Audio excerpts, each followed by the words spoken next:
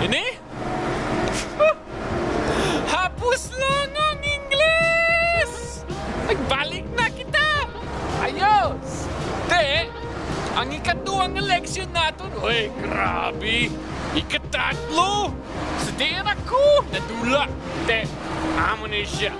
Ang ikatatlong election natin, parte sa ikaduang na importanteng pagmarka sa apagkada nga ginatawag o sa English nga apagkada nga ginatawag ang pagmarka E.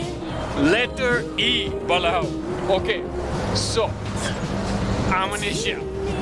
Ang letter E, mayaran parehas sa E. Tamang na bahagi na pwede nga isiling mo. Kung gusto mo, pwede E presa eagle. Okay. Pero, kung gusto mo, pwede mo ng E presa ano? Nalimtan ko. Ano siya? E sa eagle. Uy, amo na ang rason na nalimtan ko kay nadula ako. Kinahanglan ko maglakad sa karsada dito. Okay na. So, ang letter E, pwede E sa eagle. Pwede E sa, ano, sa B. Ang B press E sa eagle. Pero pwede man sa E para sa, ano, oh, bed! Ang bed! Amo na siya! Ang bed! Bed! Te, magtulog ka sa imong bed, ang katre. Pero sa English, bed. Okay, press, ang tingog mo kung isili mo ang E sa English, E as in Ed or bed. Oh, Ed, pangalan na.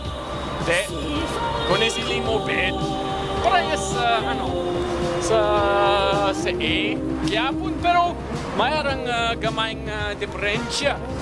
So, kung isiling mo i-press sa bed, amo na siya.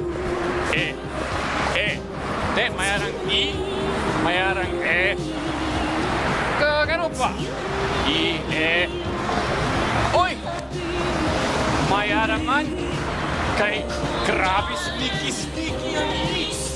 Kay pwede man, kung mayarang E, kung walang siya ang imong ihambal. Bising ko ninsulat siya, walang hindi. Ang ihemplo ko, kung ara ang E sa katapusan sa pulong, hindi mo masiling. Okay? De? Ano ang ehemplo? Ano ang maayong pulong para sila? Let's see. Siguro, tanaw. Ano siya? Enterprises.